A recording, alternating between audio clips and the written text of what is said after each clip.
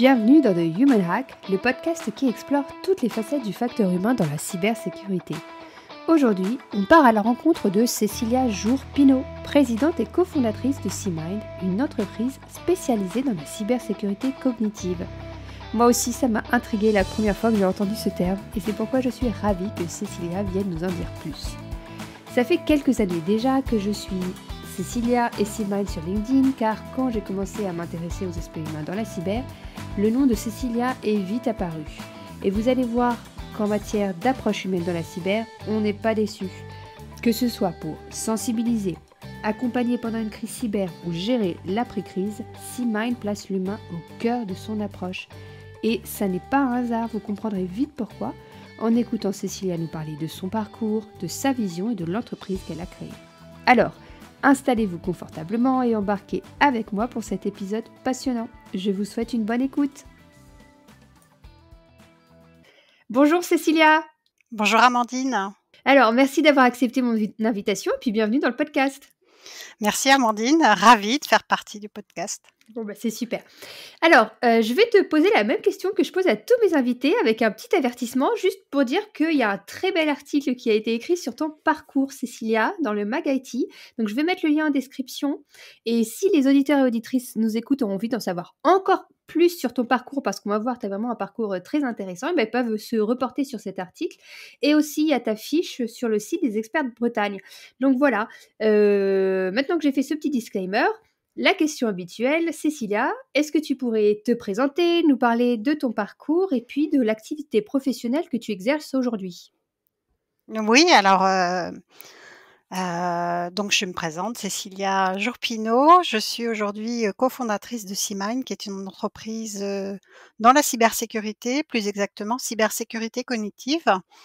Mon chemin vers la cyber a été riche, inattendu, et puisque mon ancien métier, c'était celui de psychologue en hôpital pour accompagner les personnes lors du parcours effectivement d'un cancer ou d'une maladie neurologique grave. Donc je dirais que rien ne me prédestinait à la cyber, si ce n'est peut-être une appétence déjà pour la tech, puisque j'avais un blog sur Blogueur et je m'amusais avec le code HTML5 à le bidouiller pour changer mon blog. Donc voilà, il y a toujours une petite appétence quand même tech.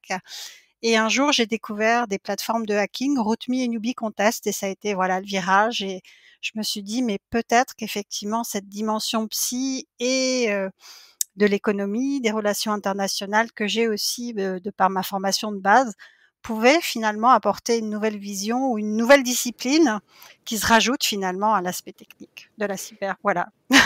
Et en préparant le podcast, tu m'as aussi dit que tu voyais comme un fil rouge aussi dans tes choix de carrière, quelque chose qui t'a amené aussi finalement à travailler dans la cyber, mais sans qu'il y ait de grosses ruptures peut-être. Oui, oui, oui. Alors le fil rouge, en fait, c'est toujours la recherche Mhm. finalement, d'apporter une nouvelle voie, une nouvelle expertise, une nouvelle vision, puisque, à l'hôpital, j'étais non seulement psychologue, mais aussi, musicothérapeute, c'est-à-dire comment la musique peut nous amener, plus qu'un bien-être, puisqu'on Mhm. avait des diminutions de douleur et des diminutions de l'anxiété qui étaient extrêmement intéressantes et parfois plus intéressantes que les médicaments.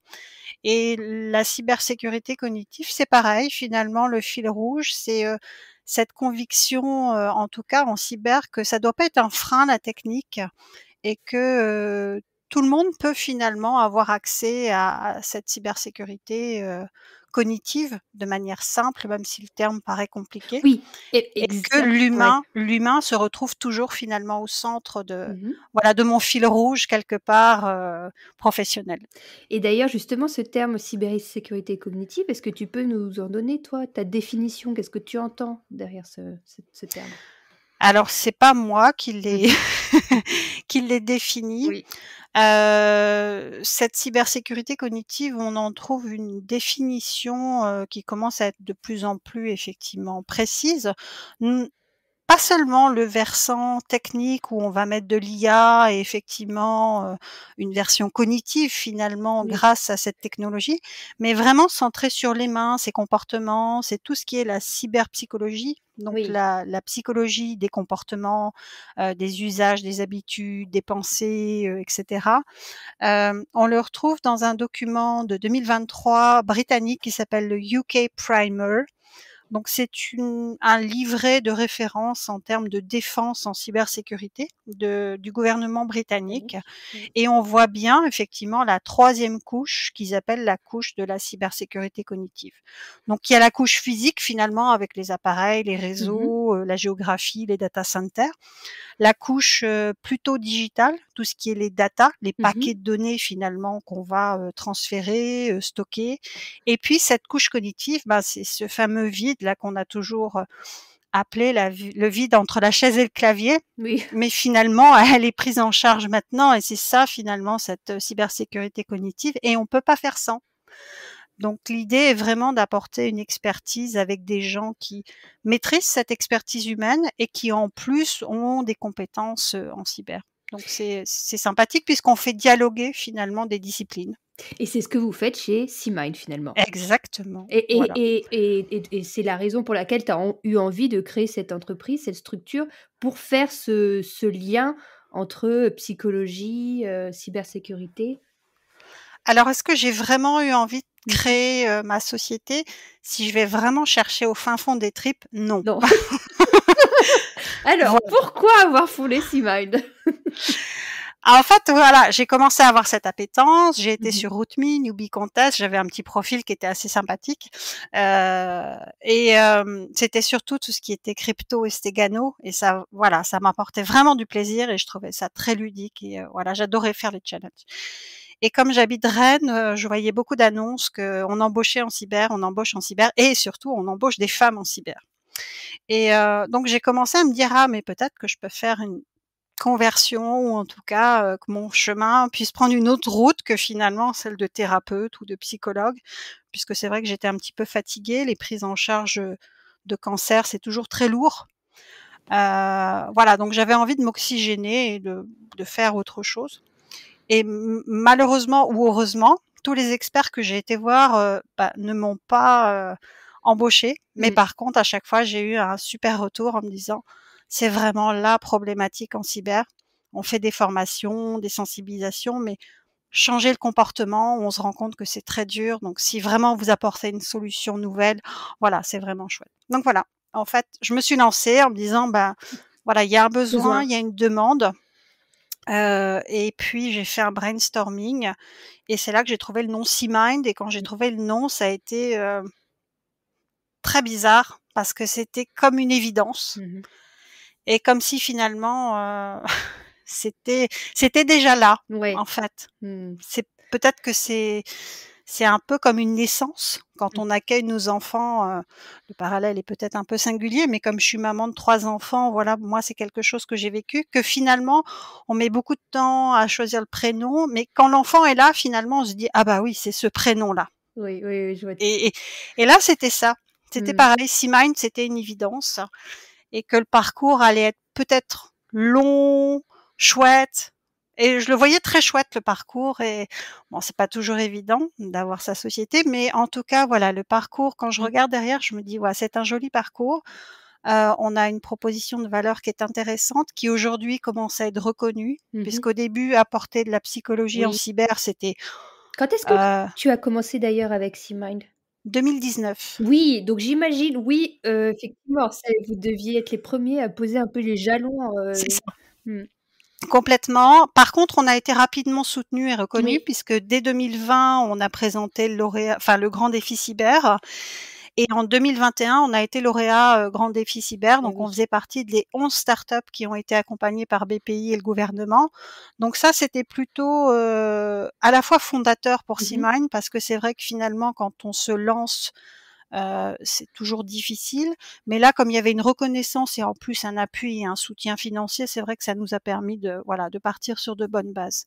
Donc ça, c'était vraiment chouette. Et en même temps, ça nous mettait l'hyper-pression parce qu'on était tout jeunes. Oui, c'est sûr. Et là, on se retrouvait avec une mission, avec un projet, enfin voilà, de la R&D. Mais au final, c'était vraiment, c'était fondateur. En fait, c'était très intéressant. Mais par contre, il y avait un décalage entre l'offre, la recherche et puis le marché, la demande. Parce que la maturité n'était pas encore là. Je pense que la majorité des gens ne comprenaient pas notre offre de valeur, ne comprenaient pas ce qu'on faisait. Et aujourd'hui, ça a complètement changé et voilà, il y a une vraie demande et je pense qu'effectivement le terme cybersécurité Mmh. cognitive, correspond bien à ce qu'on offre, rentre effectivement en plus dans un besoin actuel avec tout ce qui est lutte informationnelle, les Oui, deepfakes, donc on se rend compte que notre cerveau est vraiment attaqué, oui, et comprendre finalement quelles sont les mécaniques en jeu et par quel truchement les cybercriminels vont mener leur attaque, mais du point de vue psychologique, du point de vue cognitif, du point de vue émotionnel, ça c'est un vrai atout et c'est un vrai plus aujourd'hui. et justement, alors vous, comment vous, proposez de soutenir les entreprises, de les aider pour faire face à ces cyberattaques? En préparation du podcast, tu m'expliquais que vous avez des solutions qui sont réparties sur 3 axes ou en 3 pans. Est-ce que tu peux nous en dire plus? Ouais. Exactement, tout à fait, ouais. On est sur 3 axes. Les Mmh. 3 axes, en fait, préparer, gérer, rebondir. Donc préparer, ça va être tout ce qui est formation et sensibilisation Oui, à destination collaborateurs, dirigeants, pour comprendre les menaces et adopter les bonnes pratiques. Et surtout, c'est une offre de valeur et une méthodologie centrée sur l'utilisateur. oui, On utilise peu de jargon tech, oui. peu de choses compliquées. C'est vraiment, voilà, comprendre comment nous on fonctionne et comment on se fait avoir à notre insu et justement quelle parade mettre pour que les cybercriminels ne puissent pas utiliser ce chemin-là. Ensuite, on fait tout ce qui est aussi simulation, exercice de crise, donc ça c'est géré. On va aider les équipes à réagir efficacement, voilà, en cas d'exercice ou en cas d'attaque. Et puis on fait aussi un accompagnement résilience. Donc là, ce sont les équipes qui ont été touchées. On encadre, on accompagne les équipes IT, les équipes cyber, qui vont subir de plein fouet effectivement cette cyberattaque, mais plus sur le volet humain, le stress, les émotions, la fatigue et là, c'est tout le processus finalement, ce qu'on appelle de résilience Oui. assistée. Et sur ces 3 axes, on va dire, je pense que vous avez des principes qui vous guident, quelque chose qui fait que vous abordez ces solutions-là d'une certaine façon. Qu'est-ce qui fait un peu la spécificité de votre, de la façon dont vous abordez ces 3 solutions? Bah, on essaye toujours de remettre l'humain au cœur de la cybersécurité. Mmh. Ça, c'est vraiment, voilà, que ça soit en prévention, donc préparer. Oui. Les entreprises investissent souvent dans des solutions techniques avancées, mais elles sous-estiment souvent le facteur humain, Mmh. qui est l'une des portes principales, souvent, sur le système informatique. Puisqu'on peut mettre, voilà, toutes les assurances techniques, mais parfois il suffit juste d'un clic, il Oui, parfait d'une information donnée par un collaborateur, voire pire, ça peut être aussi un collaborateur en interne, tout à fait. qui se sent peu reconnu, qui, voilà, le dernier établissement de santé qu'on a accompagné, c'était ça, c'était le cas Ouais. et il va y avoir d'ailleurs bientôt le passage au tribunal, le procès de ce Mmh. collaborateur, qui lui a mené voilà, Mmh. de l'intérieur la cyberattaque. Et dans les formations de sensibilisation, vous avez aussi des formats quand même très particuliers que vous avez développés vous. Est-ce que tu peux nous parler de la fresque cyber, par exemple? Oui, tout à fait, volontiers. Effectivement, l'idée était vraiment de changer du format PowerPoint, Oui. avec, une méthode très descendante Mmh.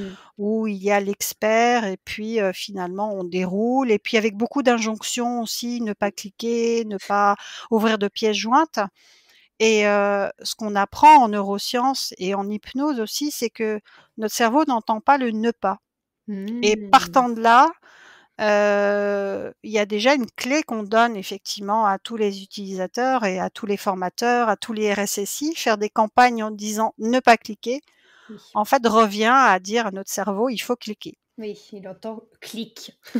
Il entend «clic», Ouais. voilà Oui. et donc partant de là et puis, il y avait aussi tout l'engouement autour de la fresque du climat, la fresque du Oui. numérique et on s'est dit que ça serait un super format pour effectivement mobiliser de façon ludique, scientifique, Oui. autour du sujet et voilà, donc on s'est lancé sur la fresque de la cyber, 3 heures avec, au centre, donc la réalisation d'un scénario à partir d'un jeu de cartes Oui. où chaque équipe va réaliser son propre scénario d'attaque. Donc c'est-à-dire qu'il va être à la fois du côté de la victime, du côté des attaquants et comprendre finalement toutes les mécaniques, comprendre les types d'attaques, les impacts sur les organisations, la scène de crime et puis, notre matrice Seaman qui permet de comprendre le moment pivot effectivement où tout bascule et où la Mmh. cible va se faire avoir.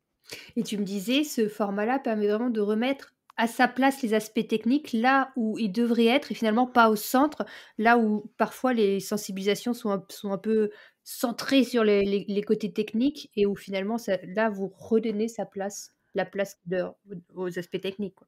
Oui, exactement et d'ailleurs quand il y a des équipes, alors souvent c'est des équipes mixtes, il y a des gens qui sont techniques et non Oui. techniques quand ils réalisent la frasque et quand il y a des équipes qui sont trop techniques, on voit que ça phosphore, ils s'amusent, ils font des choses à 1 bande, 2 bandes, 3 bandes, enfin c'est un scénario mais hyper, et au final, on se rend compte que quand ils racontent parce qu'à la fin effectivement de la réalisation de leur scénario, il y a un petit challenge et chaque équipe va raconter son scénario et finalement, c'est pas les scénarios les plus techniques Oui. qui sont les plus marquants Mmh.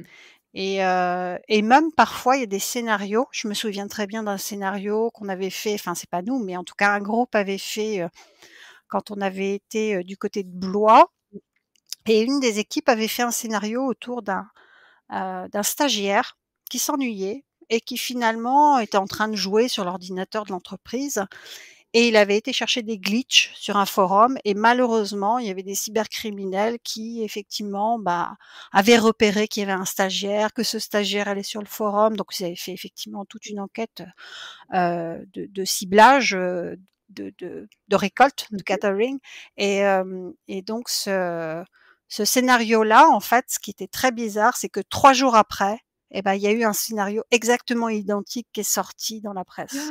Non mais oui et comme quoi des fois, c'est ce que tu disais en fait, c'est pas les Mais oui, trucs les plus, mais non. alambiqués, c'est vraiment le truc simple finalement parce que en vrai, la nature aime les choses simples quoi. Bah, en plus, je pense que les cybercriminels, ils se rendent bien compte qu'effectivement, plus c'est verrouillé Bah techniquement, oui. bah, plus on va aller vers la simplicité ou en tout cas le passage qui est le plus simple et là, voilà. Donc Mmh. souvent les scénarios qui sont réalisés, qui sont un peu comme des épisodes d'une super série, Netflix, et ben, ce sont des scénarios qui sont très humains finalement, beaucoup plus que techniques. Non mais c'est super intéressant et puis je trouve que c'est vraiment super de donner, la possibilité après aux équipes de présenter leur scénario. Du coup, les autres apprennent aussi en C'est écoutant ça, les scénarios des exactement. autres. Il y a vraiment et puis ça doit être aussi il y a l'aspect ludique est là tout du long quoi. Enfin je veux dire, ça doit vraiment être, ouais. Complètement et en 3 heures, généralement les équipes alors on a un format court, 1 heure et demie aussi, mais en 3 heures, les équipes ne voient pas le temps passer et sur la fresque, on fait un petit rétexte aussi neuro, donc ils apprennent des choses sur les neurosciences Oui. et ils font un premier plan d'action au regard de ce qu'ils viennent d'apprendre finalement avec cette nouvelle vision de la cybersécurité. Qu'est-ce qu'ils peuvent mettre en place? 3 actions individuelles et collectives dans leur organisation. Donc la fresque, c'est Ouais. vraiment une sensibilisation et un premier plan d'action. Ouais, c'est super et c'est sûr que ça change effectivement des formations qu'on a l'habitude de faire ou voilà. Bah, oui, je dirais que c'est des formations qui sont peut-être trop technocentrées et qui vont perdre rapidement, les participants. Sauf pour ceux qui adorent ça. Quand on aime la technique, voilà, c'est quelque Oui. chose qui est plaisant. Les scénarios, les chemins d'attaque, Mmh. c'est quelque chose aussi qui est intéressant. Mais pour la majorité des collaborateurs ou des participants à des formations cyber, il faut, je pense, plutôt aller sur quelque chose, oui, de plus adapté. Mmh mh. Et c'était vraiment le challenge en fait de SeaMind parce que quand tu m'as posé la question, qu'est-ce que maintenant je nous revois avec Oui. le cofondateur Éric Dupuy et il était en train de me dire: «Mais il faut qu'on comprenne qu'il y a les cyberman» et c'était vraiment ces expressions. Donc les cyberman, c'est ceux qui sont dans la tech, qui sont machin, Oui. voilà et puis il y a les digital boys et en fait, c'était boys ou girls, hein et en gros, c'est les gens qui utilisent le digital, le numérique au quotidien. Mais et que ces 2 là ne parlaient pas la même langue L'idée, c'était vraiment que Seamind soit un traducteur entre ces 2 populations. Tout à fait. Puisqu'on avait un pied à la fois chez les cyber, avec notre expert cyber, Eric, et puis moi qui étais plus finalement, entre guillemets, «novice», même Mmh. si j'ai fait une formation au CNAM. Et l'idée, c'était voilà, d'être un traducteur et Mmh. de pouvoir proposer des solutions pour les digital boys et girls. Finalement, la cyber, en vrai, ça les embête, quoi. Ça les intéresse pas. Ouais. Mais par contre, il faut qu'ils apprennent à se cyberprotéger. Et aussi, je pense que l'un des aspects positifs de ce format, c'est que ça vous cherchez pas à faire peur non plus, ce Non. qu'on a souvent dans les formations, dans les sensibilisations, c'est stressant et culpabilisant. Vous, c'est aussi quelque chose que vous évitez avec ce format-là, quoi. Oui, parce que, là aussi, c'est un héritage de la psychologie. On sait que si on fait peur aux gens ou Mmh. si on effectivement, on leur interdit de faire quelque chose, il va y avoir soit des mécanismes de défense, donc ils vont dire: «Non, ça me concerne pas. Non, on est trop petit». Les fameux retours qu'on a Oui. habituellement, hein, «Je n'intéresse personne», et cetera. Ou alors il va y avoir des comportements de contournement, c'est-à-dire que: «OK, on veut pas que je fasse ça, bah, tant pis, je vais le faire quand même, ou alors je vais trouver un autre moyen de le faire». Parce que c'est des fonctionnements humains, tout Oui, bêtement. oui, exactement et qui peuvent, arriver à enfin, c'est normal que les gens réagissent comme ça. C'est Mais oui, pas ouais, bah, oui. ça fait Donc partie d'être humain, quoi. bah, oui, parce que souvent, effectivement, ils ont des tâches à faire, ils ont des logiciels qui fonctionnent d'une telle façon, ils ont un process, ils ont voilà, et si on leur rajoute en plus Mmh. une couche de complexité, bon, voilà. Donc il faut vraiment, dans les sensibilisations comme ça et formations, que chacun y trouve son compte, Mmh mh. c'est-à-dire qu'on les sensibilise, mais pas sans leur faire trop peur non plus, mais qu'ils comprennent le risque. Je pense que la majorité des gens le comprennent, et je dirais que c'est un peu comme quand on prend notre voiture. Mmh. Si on avait tout le temps un, je sais pas, dans notre ordinateur de bord là, ou quelque chose qui nous dit: «Ah attention, il y a tant de pourcents d'accidents sur la route», enfin, je pense qu'on prendrait la voiture et on serait énervé après Oui. notre ordinateur de bord et on se dirait: «Bah, c'est bon, je sais conduire, quoi». Oui, puis on l'éteindrait. On trouverait une façon de le faire taire et puis C'est voilà. ça. Et je pense que voilà, c'est un peu pareil la cyber, parfois à force de faire trop de messages finalement, alarmants, Oui. c'est contre-productif, et il vaut plutôt donner, finalement l'autonomie de la personne, lui faire comprendre quels sont les outils qu'elle, elle peut employer pour se protéger, et là ça fonctionne mieux en fait, parce que tout le monde a envie de prendre sa voiture, d'aller du point A au point B et d'y arriver en toute sécurité. Bah, je dirais que dans la cyber et le digital, c'est pareil. Il faut leur expliquer que voilà, vous allez utiliser un outil, vous allez faire des choses, ben, l'idée c'est que tout se passe bien en fait finalement pendant l'usage. Ouais, tout à fait. C'est basique, mais je pense que finalement, c'est le discours que les gens ont envie d'entendre, quoi. Oui, oui, bah, qui en tout cas, qui leur redonne, une partie de pouvoir, dans la gestion de ces outils-là, quoi. Et Oui, ouais et tu me disais qu'on peut se faire former pour devenir formateur sur ces oui, fresques-là, c'est ça? oui, tout à fait. On a lancé notre première re promo en septembre de Mmh. Cyberfrescar. Donc les personnes qui délivrent, pour l'instant, on prend des gens qui donnent déjà des formations, des sensibilisations en cyber et qui veulent rajouter finalement une nouvelle approche, Mmh. une nouvelle pratique. Et on les forme en une journée. Donc au bout de la journée, ils repartent, ils sont certifiés, Frasques de la cyber, et ils peuvent dérouler des fresques et aussi le petit frère, le Serious Game. Bon, bah, on va bientôt avoir, plein de fresqueurs à travers la France. C'est ce qu'on souhaite, et d'ailleurs sur notre tout nouveau site, puisqu'on a Oui. fait une nouvelle identité et un nouveau site, là c'est tout neuf fin janvier, vous trouvez les dates, pour le mois de mars, avril, mai et juin. Bon, bah, c'est super. Puis je rajouterai les liens en description du podcast. Super, Alors, donc là, on a bien parlé de la partie, préparer, prévention, c'est ça. sensibilisation. Sur la partie, bah, une fois que la crise est là, hein, sur la gestion de crise, vous, quel type de solution vous avez pour cette, partie gérée? Alors, je dirais comme d'habitude une solution humaine, il n'y Oui. a rien de technique. Une expertise, dans la résilience assistée, et surtout un protocole qui a été mis en place et qui est inspiré effectivement des protocoles médicaux. Mmh mh. Heu, Tout d'abord, l'important, c'est qu'il y ait une demande. c'est-à-dire que l'organisme ou l'établissement qui a été touché, soit ou l'entreprise, déjà sache qu'on existe, parce qu'il y a très peu finalement de personnes qui savent qu'on peut intervenir effectivement en résilience assistée. Et ensuite, il faut qu'il y ait une demande. Donc nous, comment ça se passe concrètement? Donc il y a une demande. Typiquement, sur la dernière demande, on nous a téléphoné à 11h, à 13h, on était avec les équipes et on est passé toute l'après-midi en fait. C'est le diag action. C'est la première intervention. On arrive sur place et on va faire un diag et on va agir. C'est pour ça qu'on a appelé ça diag action. Donc diag action va nous permettre de voir effectivement au niveau des équipes qui est touché, comment, sachant que c'est pas du tout un diagnostic psy ou autre. C'est vraiment en termes de résilience et à partir de ce diag action, on va proposer à l'entreprise et aussi aux collaborateurs touchés un accompagnement, donc qui va durer 1 mois ou 3 mois. Mmh. Et ensuite, on met en place donc à la fois des temps individuels, des sessions individuelles d'accompagnement et des sessions collectives. Et entre ces sessions-là, il y a un accompagnement par SMS et par des supports aussi qui sont mis sur le site, enfin sur une plateforme Oui. où ils peuvent avoir accès à des outils pour gérer leur stress et leurs émotions. Donc là, Voilà. vous êtes vraiment en soutien de la partie, oui, on va dire psychologique des équipes, hein. Vous n'allez pas les conseiller sur, comment réagir par rapport à la cyberattaque en cours ou l'incident. C'est vraiment, qui Alors en termes techniques, non, bien ouais, évidemment, c'est pas du tout notre ouais. métier. Nous, on vient là pour aider à passer la tempête avec le minimum de casse Oui, et tout en gardant son intégrité et sa sécurité. C'est des termes qui parlent d'ailleurs en cyber, hein.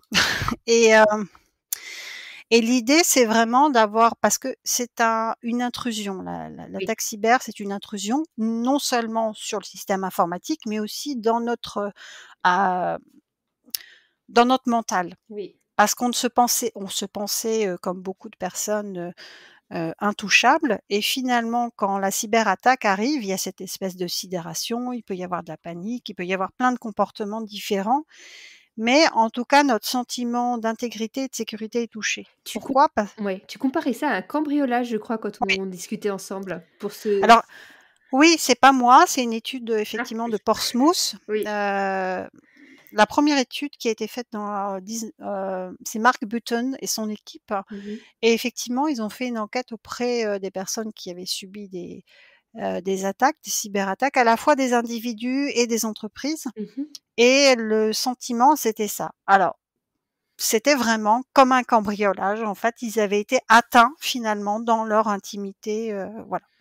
Et donc vous, vous venez et vous êtes là pour, soutenir et puis pour accompagner les personnes qui traversent, cette crise et comme tu dis, pour, finalement, s'assurer qu'il y ait pas de burn-out ou de choses comme ça, quoi.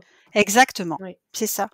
Alors c'est une pratique, qui relève plutôt de la psychologie de la santé. Donc c'est pour ça que je disais qu'on n'est pas du tout sur, des tableaux cliniques. Alors les tableaux cliniques, en fait, c'est des diagnostics. On va voir une personne et puis on va dire: «Bah, cette personne, elle a telle pathologie, telle pathologie». Là, c'est pas du tout ça. Mmh. On n'est pas du tout là-dessus, et c'est vraiment plutôt, on va rapidement identifier les forces et les faiblesses de la personne et on va surtout accentuer ses forces. C'est-à-dire qu'on va, la réassurer. Oui.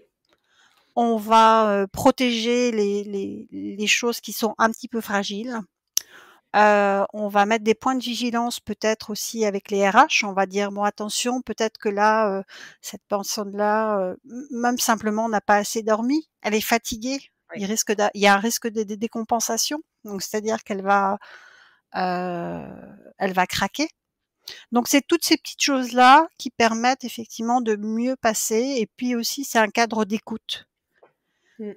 Et le retour des équipes, c'est qu'ils aiment bien finalement cette version à la fois individuelle où chacun apporte ses propres problématiques, et collectif, parce que dans ce temps collectif, ils peuvent échanger sur tout ce qu'ils sont en train de vivre, et voilà. Donc Ce qui se ferait pas naturellement, non, ouais, ou pendant la crise, on est sur la gestion de crise et puis sur ce qui se passe à l'intérieur de soi, finalement, on n'en parle pas, quoi. Mmh. non, alors que c'est essentiel parce que c'est vraiment, C'est bouleversant, Ouais, ouais, tout à fait. c'est choquant, c'est des émotions très, très fortes. C'est des journées où on ne dort plus, ou en tout cas le sommeil est très mauvais, Mmh. où on essaye de rester sur le pont le plus longtemps possible. Il y a un sentiment de culpabilité aussi Ouais. parfois, parce qu'on se dit: «Zut, qu'est-ce que j'ai pas fait? Pourquoi c'est passé?» Mmh. Voilà. Ça peut être aussi la personne qui a fait rentrer l'attaque. Il y a un sentiment de culpabilité qui est très fort. Donc voilà, c'est un petit peu tout ça. Et après cette, partie-là où vous accompagnez pendant le temps de la crise, il y a ce dernier pan qui est celui de la résilience, enfin le rebondir que vous appelez rebondir et là, ça consiste en quoi? Alors en fait, rebondir commence déjà dès le diag action. Mmh mh. Heu, Ça consiste en un programme de résilience et assistance post-incident, Ouais. où on va apporter une assistance, comme je disais, psycho-émotionnelle, pour renforcer la résilience des équipes. Donc c'est un soutien personnalisé pour les employés qui sont touchés, Mmh mh. avec des temps individuels et collectifs, et puis surtout des outils de résilience sur mesure. Ça, c'est important. C'est vraiment le diag action qui va nous permettre d'apporter des solutions qui sont conçues en fonction des besoins spécifiques, du contexte d'attaque de l'organisation aussi. Ça, c'est important. Et donc on propose des outils et des techniques éprouvées qui viennent du milieu médical pour favoriser la résilience assistée. Et est-ce que tu dirais que les équipes, pour lesquelles vous avez mis en place, ces accompagnements, est-ce que tu dirais que ça les aide au-delà même de la crise? Au-delà même, on va dire, de la restauration, les des systèmes et cetera, qu'après c'est des équipes qui fonctionnent peut-être mieux parce qu'elles ont traversé ce moment ensemble et elles l'ont traversé accompagnées et qu'après elles sont peut-être encore plus soudées ou plus connectées? Ou est-ce que toi tu dirais que ça les aide aussi, plus à moyen long terme? Alors oui, de toute façon sur la temporalité de la gestion de la crise, ça les aide. Ça, c'est indéniable. Ça, ça permet de mieux se comprendre. Ça permet d'éviter aussi des crises parfois entre, Oui. certaines personnes parce qu'on peut vite monter dans les tours, on peut vite accuser aussi l'un ou l'autre. C'est vraiment aussi une, heu, j'aurais envie de dire une temporalité tampon ou quelque chose qui leur permet effectivement de, voilà, de désamorcer Oui. certaines choses qui pourraient prendre beaucoup d'ampleur, et là, finalement, dans cet espace-là, c'est traité. Il y a des choses qui sont traitées, qui sont échangées. C'est toujours très confidentiel. Moi, je ne quand j'interviens, il y a aucun retour au RH, il y a aucun retour au N+1 ou Ouais, voilà. N+2.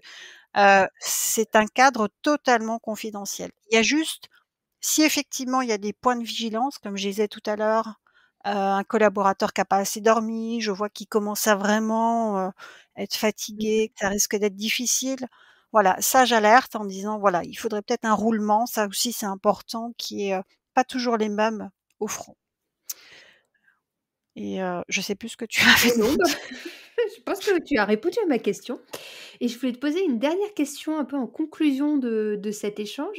T tu fais, de nombreuses interventions dans les conférences, où tu portes, le message sur l'importance du facteur humain et ça depuis quelques années. Qu'est-ce que tu penses qu'on a encore besoin de dire, qu'on a encore besoin d'entendre sur le facteur humain dans la cyber? Quel message, toi, tu penses qu'il faut encore faire passer, qui n'est pas encore suffisamment passé? Bah, je dirais qu'il est essentiel de changer le regard, c'est-à-dire que la vision holistique d'une cybersécurité est nécessaire. Mmh mh. C'est-à-dire que, il y a la machine, certes, mais la machine sans l'humain, elle n'existe pas.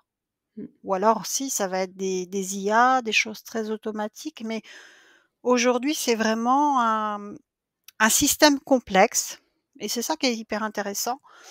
À la fois un système complexe, techniquement, des réseaux, enfin voilà, plein de choses, et puis, il y a l'humain aussi qui interagit, et sinon, j'aimerais bien que ce soit une cybersécurité positive, et de dire que la sécurité doit être un réflexe naturel et non une contrainte imposée, Mmh. et Mmh. que chacun y trouve son compte, comme je disais tout à l'heure, et que tout le monde puisse se cyberprotéger, des enfants qui ont accès au numérique, grâce aux smartphones très, très jeunes, jusqu'à effectivement, peut-être des personnes âgées qui parfois, sont un peu en retrait du numérique Mmh. et voilà, apporter peut-être une cyber un peu plus grand public, Mmh. laisser des experts avec leur expertise, ça c'est super, mais peut-être, aborder la cyber pour le grand public, pour tout le monde en fait. Oui, sortir la cyber, finalement de je sais pas si on peut dire ça, mais de son précaré et puis la redistribuer à tout le monde, quoi.